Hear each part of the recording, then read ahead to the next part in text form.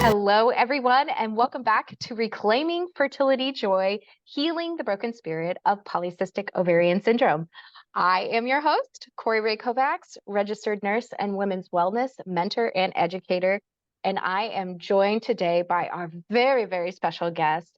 This is Ashley Hingston. She is a fellow sister and has gone through an amazing journey of fertility that she's here to share with you today. So, thank you so much, Ashley, for joining us on the show today.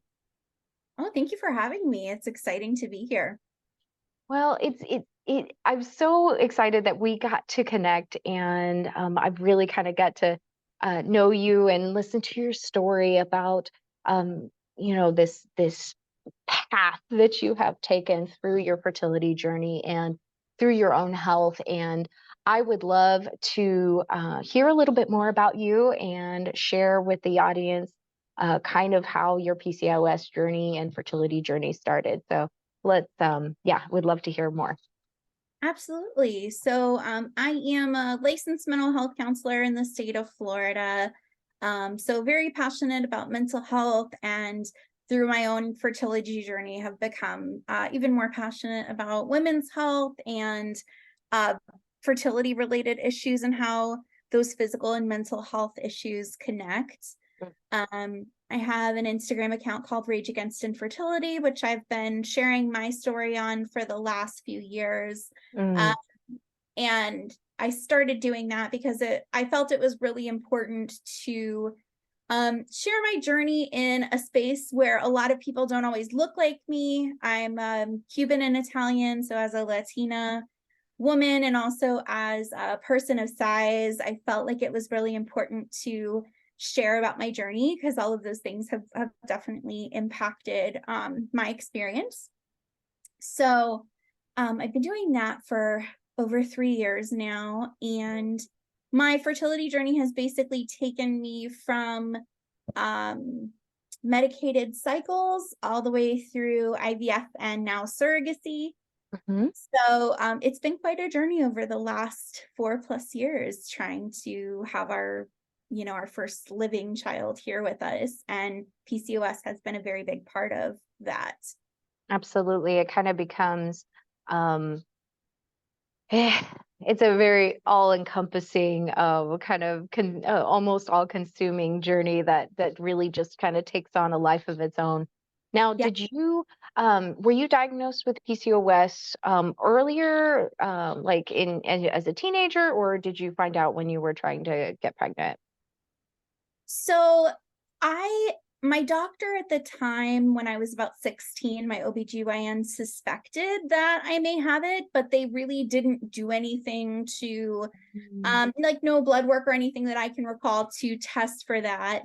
It became pretty clear to my doctors and also my mom, when I was pretty young that I had my first menstrual period at 12 and then did not get it again for years, Wow. and which was really strange. And I know my mom had taken me to like an endocrinologist and tried to find out what was going on. And basically, it just resulted in me being put on birth control at 16, which Mhm. I think is the story that a lot of folks go through Yep. in this process. And I really did not know until I was around 32, so 16 Mhm. years later, that I actually did have PCOS. I wasn't too surprised because everybody with PCOS looks very different. Yeah, But I think for me, I'm kind of the stereotypical I person with get that. PCOS, Yeah. because I do get like the facial hair growth Mhm. and the hair thinning and the lack of periods. And I know a lot of people, not everybody with PCOS is a larger person, but I know weight issues can be part of that as Absolutely. well. So I have that, and I have a lot of the skin issues that come with PCOS and the irregular cycles. So it wasn't a huge surprise to be diagnosed with it, but I definitely wish that it had been explained sooner. Right. It's so interesting. And I love that, like, it does seem like PCOS is starting to be a little bit more mainstream in terms of conversations. I definitely see it more on social media. That could be I could be biased because A, I have PCOS, and B, I'm a healthcare provider that works with women that have PCOS. So I get it. I kind of see it a lot. But it feels like in the last 10 years or so, we've really started to see this as an issue, and a challenge that women are going to be having. So, even having the diagnostic criteria kind of change a little bit for younger people Mhm. is really exciting that we're making these changes in the healthcare community, because we need to be able to support people and let them know, hey, these are some things that you're going to be challenged with. You might have challenges with testosterone and those things that come along with it, where, yeah, like, so it's kind of interesting. You were talking about these like kind of quintessential PCOS symptoms. I think the weight aspect is maybe, we talk so much about cycles, but the weight aspect is not talked about enough. I would Mhm. love to kind of talk about that a little Yeah. bit, because me personally, I didn't get diagnosed until I was 28. And I had to think for a second. I was 28 when I came off of birth control, but I had birth control that was masking all these things, but I still had these weight challenges while I was in the military. And I got bombarded by, oh, you're lazy. Oh, you're not eating. And I was running hardcore 6 days a week. I was eating maybe not the best, but I definitely wasn't, a horrible eater. I've always loved fruits and vegetables and things like that. And so but it was always really such an attack on myself, Yeah. and so this like weight discrimination, and so come to find out later on, oh, well, the weight challenges I have are associated with this condition. And so I would love to hear a little bit more about your experience with this, like kind of from a personal side and also from a healthcare perspective, because I know we've talked about that a little bit. So I'd love to hear a little bit more about this challenge for you. Yeah, I mean, I know for me, looking back, I probably started having issues with weight gain when I was probably about 9 or 10 years old. I was a really skinny kid, Hmm. but as I got older, I kind of started, putting on weight. And I think it's hard for me to disentangle what was happening in my body hormonally with disordered eating, which I think is also what I've heard common in Very common. PCOS. Very common. Um, I wasn't diagnosed until I was in my 20s with binge eating disorder, but I do have a history of that. And I that definitely impacted my weight from a young age, and then the hormonal issues I was having, which I didn't know about when I was that young. But I was somebody whose body changed very, very quickly at a really young age. Like, I was developed and I like looked like a woman even though I was a Hmm. child.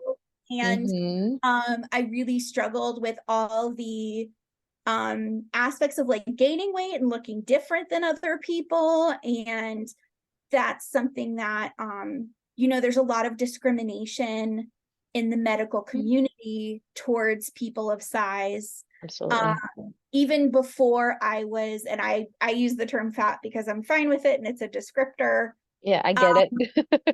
Even before I was a fat person, I was treated so poorly by the medical community from the time I was a child. Anytime I gained weight, it was always like, well, what are you doing? Like, what are you doing? What are your parents doing? Like, what's going on? Nobody ever asked me any questions about disordered eating, or Mm. anything like that to figure out what was going on with me. Nobody ever looked at a hormonal issue. Mhm. Obviously, that was there too. Um, and it just, I think what it instills in people when you're treated that way is a fear of the medical community and a fear of Yeah. doctors and going to a doctor and And asking those questions. yeah. And I don't think that I mean, I always try to come back from this place that people are well intentioned. I just don't think that we spend enough time addressing our own biases, our own personal fears of like, if we maybe, as healthcare providers grew up in a house where, we were criticized if we gained even a pound or things like it, like these things that happen to us, like as we grow up, and then how that plays a role in when we're in a professional setting, it's really, it's really common to see that. And so I know that there's we just have to continue having these conversations and saying, you know what, this kind of attitude about, oh, you just need to lose weight, or you're lazy, or you're doing something wrong, or, your parents are doing something wrong, and all this stuff, instead of asking the questions, right? It's very judgmental instead of curious.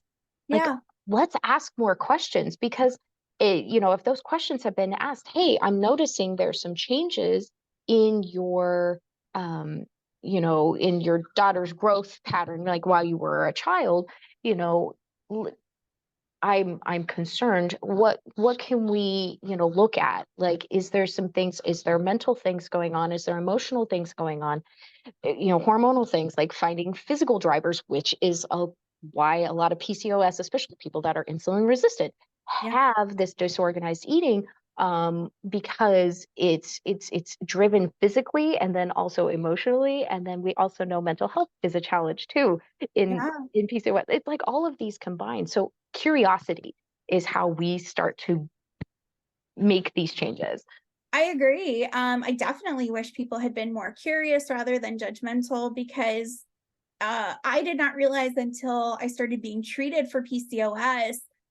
It was almost like when I started taking metformin years ago, it was almost like a switch in my brain went off, like Mm, with the cravings for sugar and like being hungry and all these kind of things because I have high insulin and I right. was insulin resistant. And until I, was treated that way and then also started working with a dietitian familiar with PCOS to start working on like how do we balance, carbohydrates with protein and with healthy Yeah. fat and with all those things. It wasn't until that happened that I realized like, oh my God, what a difference. It's Um, huge. it is. And you think it's so hard because I think for me, I thought, oh, something is wrong with me that I crave these things all the time. Inherently.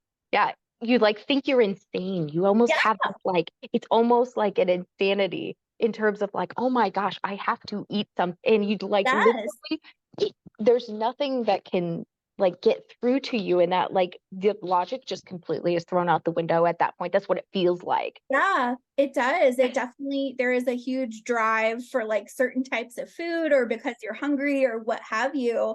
And I think the culture that we live in really shames a lot of people into that and also kind of dissuades people from listening to their body about hunger and fullness. Mm, That's something I've had to learn over time with like eating disorder treatment and things like that is how to listen to my hunger and fullness and yeah. respect. Yes. A lot of that kind of gets like tuned out of you. I think kids are naturally they know that. Like Yeah, they do. babies know when to stop Yeah. and when they want to eat and when they don't. And as we get older, I think that kind of gets taken out of us, like by culturally and society, By either having we to eat lose too that. fast. I mean, my daughter, she told me she has 15 minutes to eat lunch. Gosh. She's like, she'll come home and she'll be like ravenous and she'll just raid the kitchen because she hardly ate her lunch. Like I'll look in her lunchbox and she had like 4 bites of her sandwich or something. And I'm like, what happened, kiddo? And she's like, oh, I didn't have enough time to eat.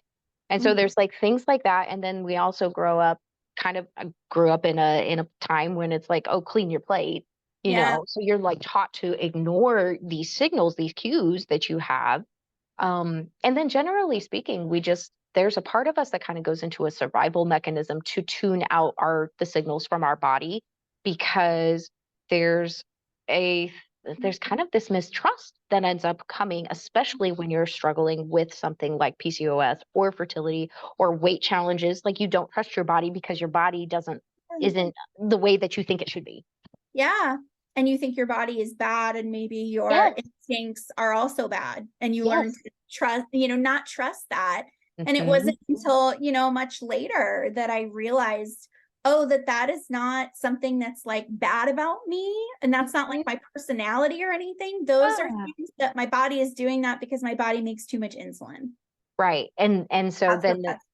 exactly. And so you kind of there's this part where you kind of pull that part a little bit, look at it like piece by piece and see, okay, this isn't, I am not inherently bad, which creates shame and Mhm. guilt and resentment towards yourself. I am not inherently bad because I have challenges, eating or I binge or I, can't control myself around a pan of sugar cookies, by the way. That's like, oh, keep those away from me. But yeah, but so you start to say, no, my body is telling me some things, and I can support it in different ways, or understand that I am a good person, no matter what my size is, no matter what. I inherently am a good person, and I also have the opportunity to build a relationship with my body, to Yes. communicate with my body. And Yeah. that's like what I teach. I mean, that's a huge proponent of what I teach, is like learning how to listen to your body Yeah. in all the ways. And so I love that you kind of talked about that. And I would love to hear more about your kind of fertility journey. And I know that you've kind of gone through the spectrum of fertility medications and several rounds of IVF. And so what kind of points in your journey were the most difficult, and then how did you kind of find strength and courage through those particular points? I think one of the things that was most challenging for me was finding doctors who were willing to work with me at the size that I was at. It's become a really big part of my journey, and one of the reasons that I wanted to share publicly about it, because I guess I sort of expected it. Like, there was something instinctual in me because of the treatment that I've received from the medical community over the years, that kind of said, what if these people don't help you? But I have been refused care by fertility doctors. The first one I ever saw wouldn't even do medicated cycles with me, Mm, diagnosed me with PCOS, but would not do medicated cycles until I was at a specific BMI, so would not prescribe anything except metformin. mm, Um, so I went to another doctor and had to sit down and have a really big conversation with him and just say, like, will you help me? And yeah. he actually said to me, he's like, that's what I do. Like, he was so surprised Wow. that I would even say that. And I'm like, well, I've already been essentially rejected from another Yeah. provider who won't help me and who has told me, I broke down in that woman's office because when I said I wanted to get pregnant, she told me I wasn't ready. And what Mm. I heard was, you're not ready to be a mother. And that was Oh, heartbreaking. wow. Um, Mm. it still like makes me emotional, and it's been No, I get over four that. years because she was just taking my weight and basically saying, like, you can't be a parent because of the size of Because your you can't body. even, it's like basically implying you clearly can't take care of yourself. So what business do you have having a child? That's Right. basically like what the imposition is of that. And she had Wow. told me, because you have these anovulatory cycles, because you don't have regular periods and your body is just not, like, generally not doing the period thing at all, like, you're going to need help, but I won't give it to you. And that was devastating. And there's a lot of that in the fertility industry. My story is definitely not unique, Mhm. sadly. Yeah. And so I had to find another doctor who was willing to work with me. And we did that for, I want to say, probably a year and a half. We did medicated cycles and IUI. And when that wasn't working and it came time for IVF, I had another conversation with him and said, I've heard about people having issues getting IVF because of BMI. Yeah. Uh, a lot of doctors will run into issues with providing anesthesia, being able to operate on somebody in certain settings that are not a hospital setting or a surgery center because of BMI restrictions. So I said, are we going to have a problem? And he said, no, I don't think we're going to have a problem. I think it's going to be fine. And it took me months of dealing with their clinic about IVF after that, until he called me on the phone one day and said, I found out that we can't do this, that it's against Florida law for us to do this procedure on you in my office. And I don't have a surgery center and I don't have the hospital privileges. And, um, you know, and I said, so what you're saying is you can no longer work with me. because I was at a point where IVF was really the best option I had. Yeah. And he said, that's right. Like, I can't work with you anymore. Wow. And I just like, I stayed calm. And then I got off the phone and was like in tears. And I gave myself a few minutes to cry. And then I started texting people in the infertility community and said, what do I have to do? Where do I have to go? Yeah. Like as I'm crying, because I'm like, I just kept hitting walls with that. And I know there are people who probably, and who have said to me, like, why wouldn't you just lose weight or just do this or just do that? And we're not talking about 5 pounds. We're not talking about 10 pounds. We're talking about a significant amount of weight. And I just felt like, you know what, I'm in my 30s and my eggs are not waiting for that.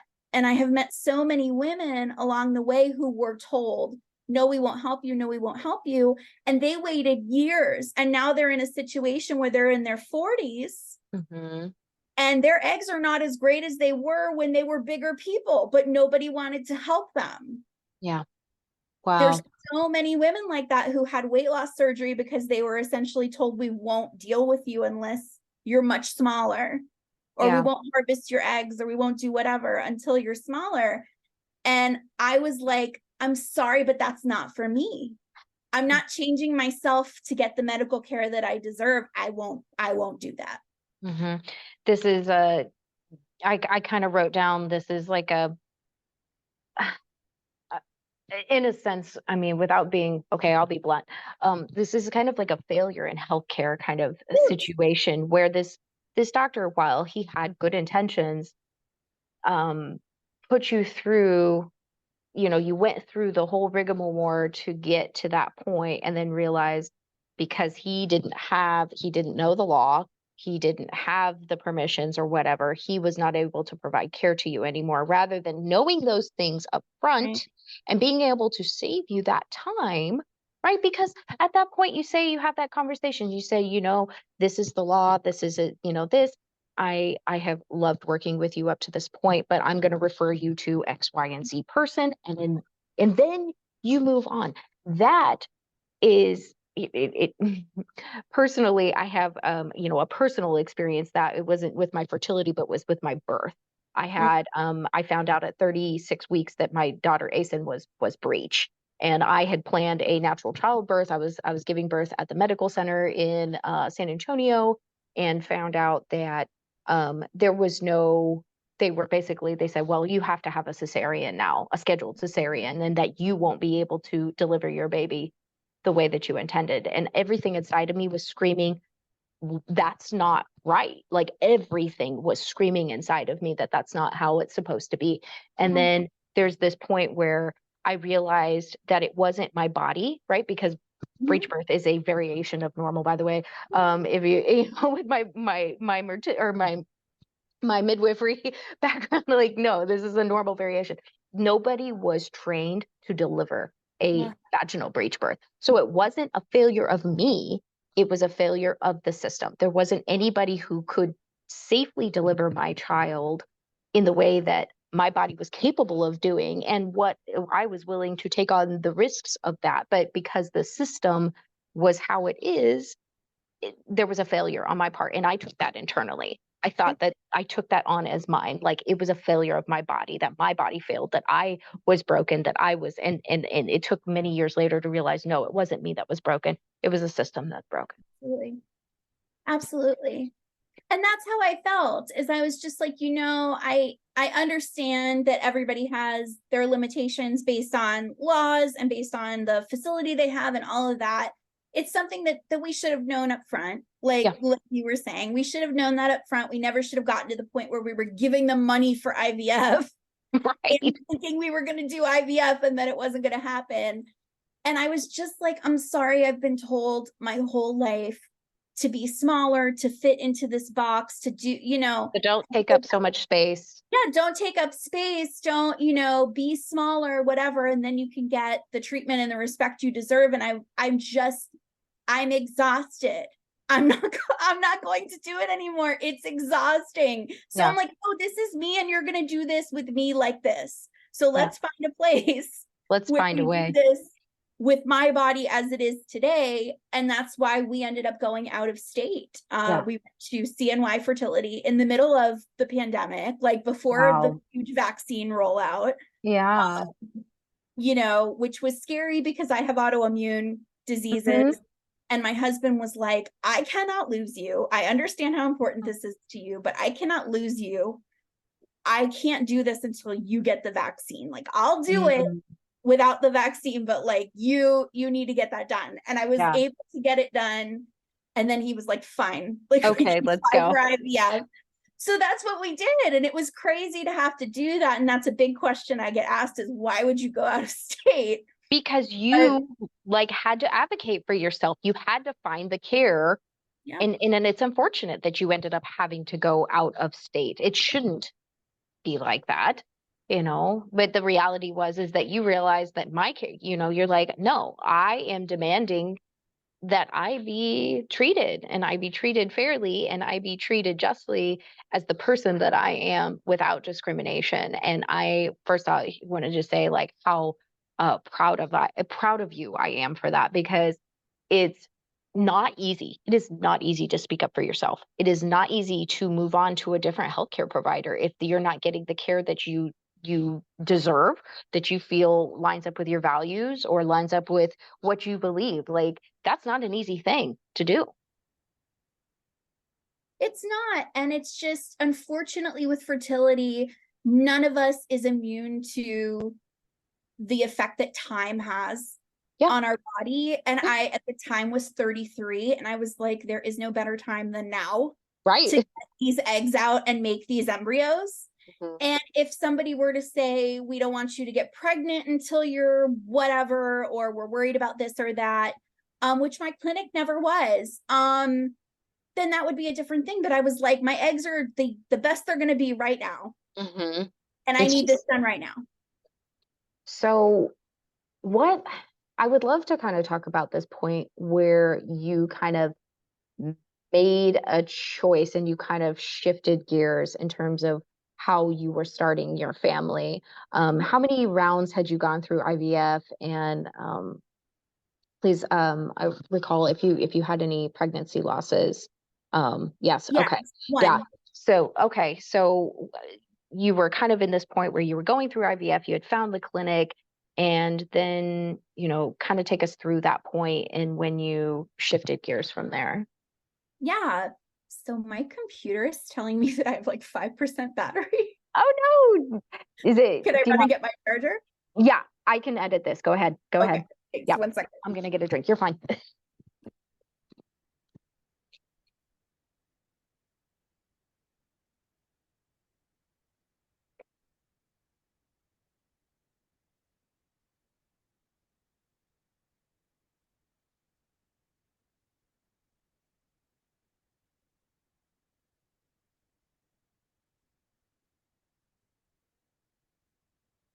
Which would be 40. So it'd be 28 minutes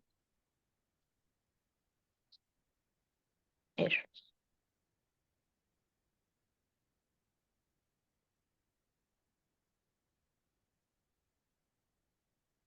I'm just plugging this in. Oh, you're good. I just made a note. I made a note when I need to edit it. Yeah, it's totally cool. It's super easy for me to. I've got. Yeah. Yeah. Don't die on me. Okay. All right. So what I'm going to do is I'm going to kind of introduce this question, or I'll try to lead you back into it so that way I can splice it together and make it all pretty. Okay. So Ashley, I know that you, at some point, you made a shift. You made a change in your decision and of your care. And so you found this clinic in New York, and then you went through the IVF. So where did that happen, that change and that shift for you when you moved from IVF and doing those transfers with yourself to moving to surrogacy? I would love to hear that story. Yeah, absolutely. So we started IVF in March of 2021, and the way that it worked out is we did do genetic testing on our embryos, and our first cycle, we only got one that came back as being euploid or quote unquote normal. Hmm. So we decided to go ahead and transfer that one. We transferred that summer, June of 2021, and that did not work. So then we went back in and did another IVF egg retrieval in July Hmm. of that year. And we ended up getting 4. And I said, okay, after testing and everything.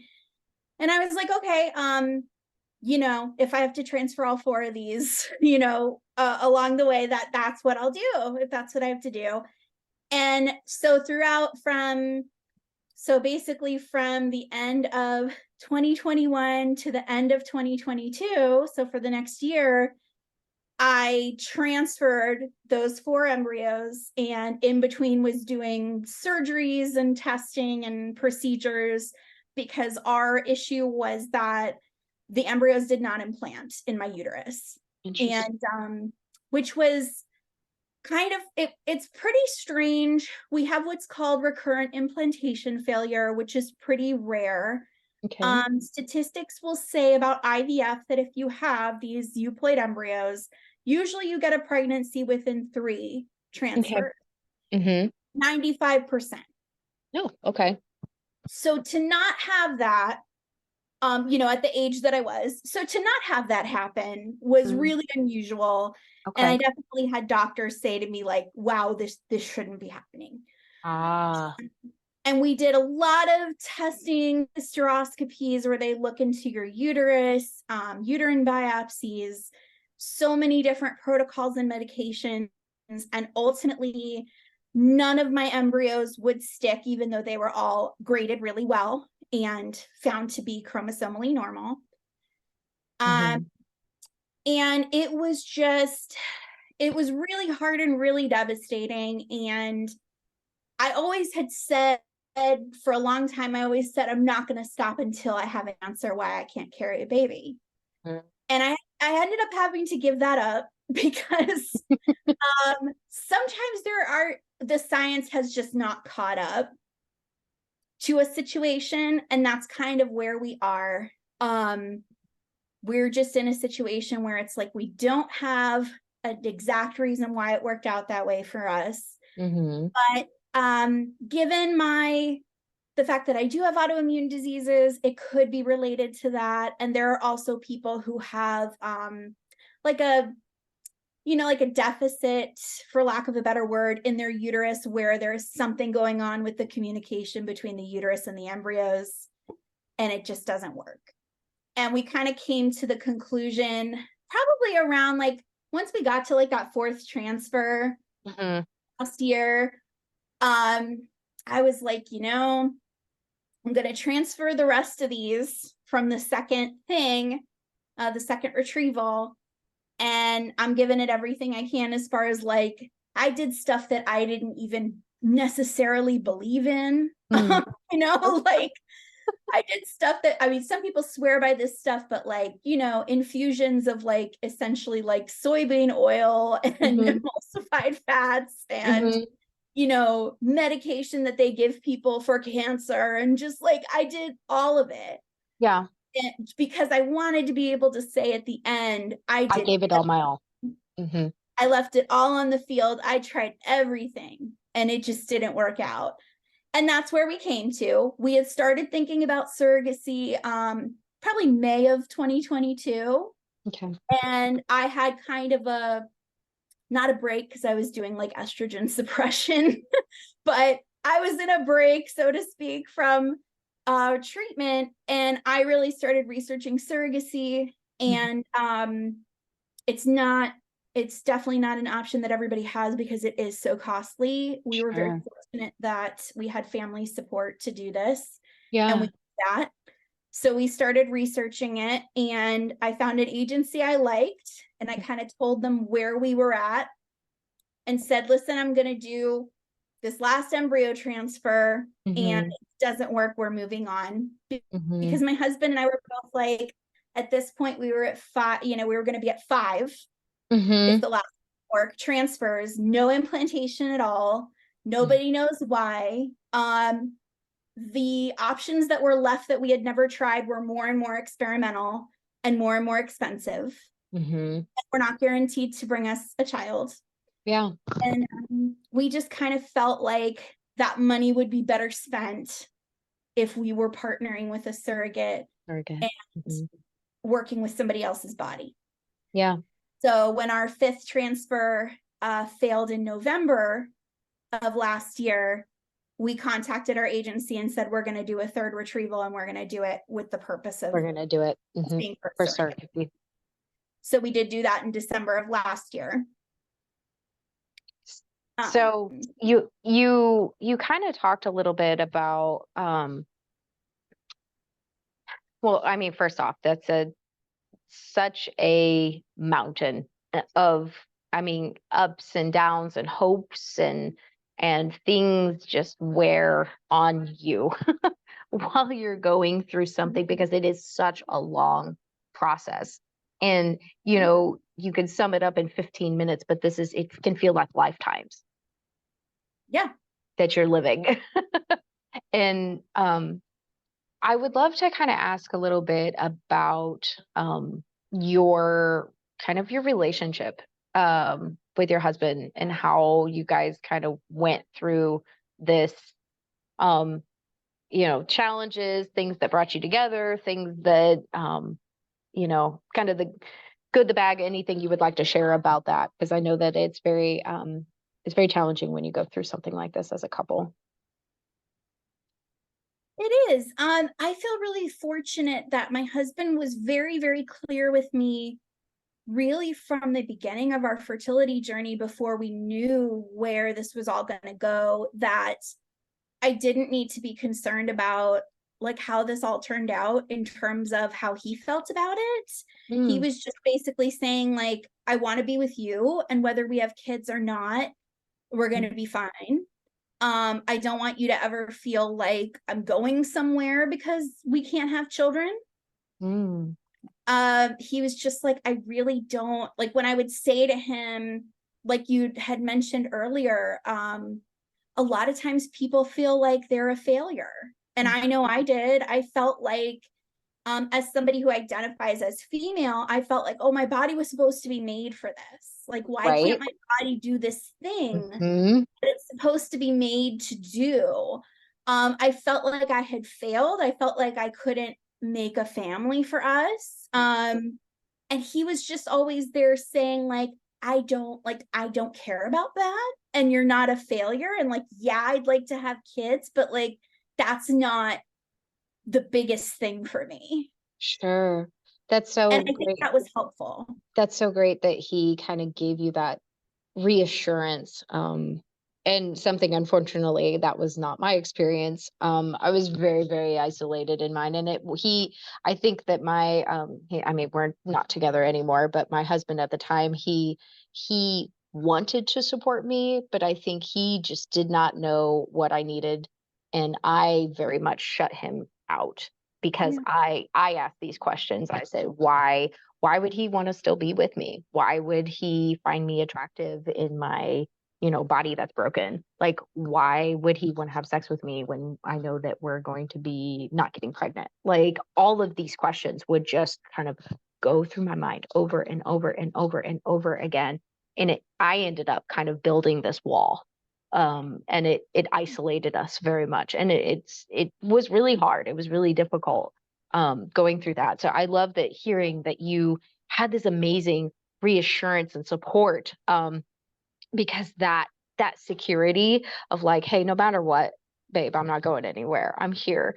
That is so vital in this Yeah, process. A huge point. it really is.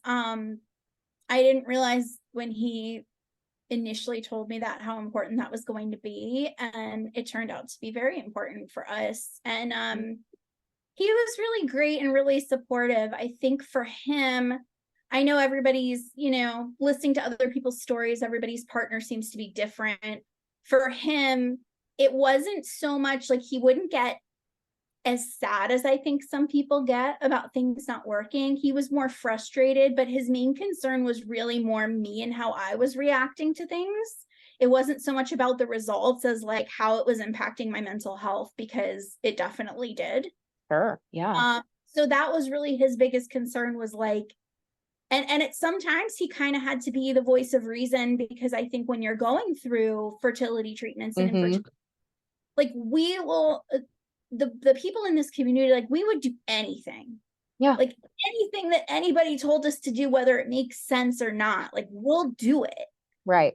And for him, he didn't have, he didn't have that same like feeling. So he was watching me do all this stuff. And at some points he kind of had to rein me in and say, listen, like you're putting yourself through all this, but like for what?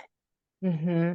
What is Really it kind for? of brought you back to center, brought you back to this grounding point. Yeah. And because you can, it does, you kind of become obsessed a little bit with maybe a lot of it. Oh, who am I kidding here? This is definitely something that just like literally consumes you, and you find that you're kind of lost in that. So having something to ground you, or someone to ground you back and say, hey, come back to here, here we are, we're here.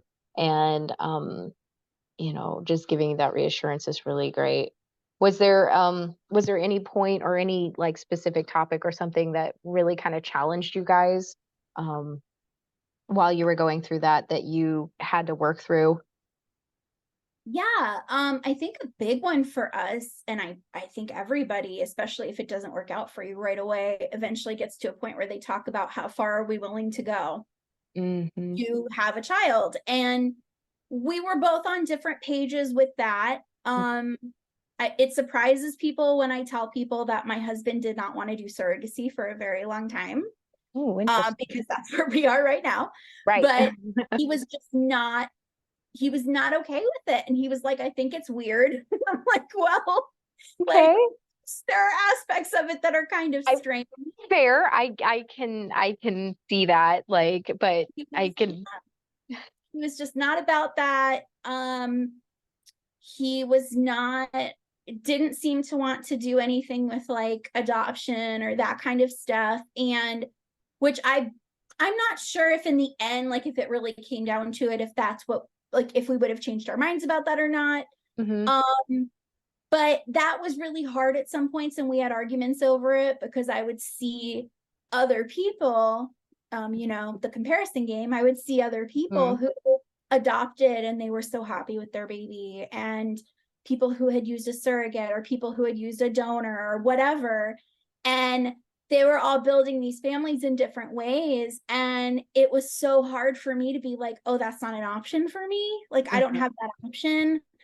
And we got to a point where the way that I had to deal with that was I had to say, like, I'm not going to choose this over my husband and over my marriage. And if we both cannot agree with something, the answer is no, and Mm. it's not on the table. Um, and eventually my husband came to me because I just thought we were never going to do surrogacy. And he came Mhm. to me at one point after a few failed transfers and said, I think we should consider it. Mhm. So he kind of came around like in his own time, rather than, he would get mad at me when he felt like I was kind of putting an ultimatum or something to him. Like he would feel really Mhm. stressed if he felt like, he's like, so what's going to happen if I say I don't want to do this and you're so passionate about it? Like, what does that Right. What does that mean? Mhm. for our relationship? So that was a really hard thing that we had to work through. And I had to come to a point where I had to respect that if there was something he was not okay with, we just weren't going to be doing it. And Mhm. that our relationship was the most important thing for me, rather than this thing about having children. And that Mm. may potentially mean that we didn't have kids. Yeah. You found your value point. You found your value, and you made a decision, and you followed your actions and your decisions based on that value. You got real clear, real clear. And it sounds like he did too. And that is so essential when you're going through this, because I feel like sometimes we can feel lost in the sea of, you know, forget what we're doing it for, or what we truly value in the end. So even just having that conversation with yourself and saying, no, this is what I value. This is of utmost importance to me, and it doesn't diminish all the other things that you value, but you get to make the decisions past that point based on what it is that you're, you know, that you truly treasure. And so what an amazing realization. And it sounds like it made you guys kind of stronger as a couple to go through that. Yeah, I definitely think it did. And I think it means more to me that we ended up choosing surrogacy, and we chose it because we both wanted it and not Mhm. because I Yeah, forced him into it or pressured sure. him. It was something that, like, on his own, he realized, like, we should do this. Yeah, I absolutely love that. It's so great. It's so great to hear. I think there has been some amazing things that we've talked about. I would love to talk about one little last thing before we close today. I would love to talk about this embryo art. Yes. Yes, please share about that, because when I came across that on your page, it was something that felt so honoring. You went through this amazing journey, and these embryos were a part of you. They are a part of you, and I would love for you to share with the audience on how you honored those parts, those pieces of your journey. Yeah, for sure. I had seen, prior to actually getting somebody and paying somebody to paint them for us, that people make paintings and drawings of embryos. And I thought that was such a beautiful thing. Something that's so unique to IVF is that you get to see your potential future child at this very small stage of development. And when we started doing IVF, I said, well, if we have a baby, I would like to, have that for their nursery. And Hmm. I didn't imagine at the time that I was going to do all these transfers and not take home a child. But I think it was after our third transfer, I said to my husband, I'm buying an embryo painting. And he was like, you're going to do what? And I'm like, I was like, I want a painting of those embryos because it really means something to me. And I ended up going through, her handle on Instagram is Dear Coco Design, Hmm. and she painted our first three embryos. They were all boys. Painted our first three little boy embryos for me, and I framed it and I hung it up in our bedroom. And I loved it. I loved, like, seeing them every day, because for me, and everybody's different about their embryos, but for me, like, we made those, and I never, you can't forget, like, how hard it was to make all of those embryos in the process, and they're part of me and part of my husband. And even though Hmm. make it into becoming live babies, Hmm. I still valued that. And then when I finished my journey with IVF in terms of my own body, with my last two transfers, I said, well, I want the other two painted, because I wanted to have, even though they didn't turn into a baby for us, the fact that I carried all of those means so much to me. And I wanted a reminder of that. And I had the final two from the fourth and fifth transfer painted, and they're, like, also framed in the same room. Because I think it's just a really nice way to remember them and to honor that part of my life when I was trying to be the one who was pregnant. And even though it didn't work the way that we thought it would, I know that I loved and did everything I could for all of those embryos. So it's kind of a nice way for me to honor that time. There is something so healing in this. And I felt it the moment that I saw that post on your Instagram page. There was just something that felt so healing about this work, that this artist, which I'll post a link in this particular one, because I think that's amazing. And I would love for people, if there's anybody else that would feel called to do that, to honor these embryos, then I would love to be able to show people where they could do that, because there's something when we take a step back and we recognize where we've gone in our journey, and the impact that all of these components, all of these things have had on us. And the embryos, even though they didn't result in a baby, are still a part of you. They're still a part of your husband. They are still a part of your heart. And you took the time and recognized that. And so you kind of got a sense of closure a little bit. from kind of memorializing that and that experience, and now you have a connection with those pieces of you that you get to carry on for the rest of your life. Yeah, absolutely. I love that I have that forever to remember, Hmm. those experiences. Yeah. And what a story that you'll get to tell in the future, right? Because here we are. I would love an update on where we're at in our surrogacy. Tell me. Yes. So we did a transfer on July 6th to our surrogate, Shelly. And that was our first transfer with her, our sixth embryo transfer total. And it was a success. So we are pregnant right now with our son. We're almost in the second trimester. We're at 12 weeks tomorrow. Oh, And so everything's exciting. been beautiful. We've been so fortunate that everything has just been really healthy and beautiful. And it's just been such a great experience to meet this amazing woman and become her Hmm. friend, and to Yeah. have her carry our son is just like, it's really beyond words sometimes, like how cool that is that she's What a willing. tremendous gift of It is. a gift of epic proportions It that you is. It's, I tell can't. her all the time, I'm like, there are really, like, I don't have enough words. There's like not, I don't have enough words to say what you're doing for us and how much it means, but I want you to know like how much we love you and how much we appreciate this. And Mhm. she's always like, you don't have to say anything. And she always says it's an honor for her. She says that all the time. She's an And amazing, amazing woman.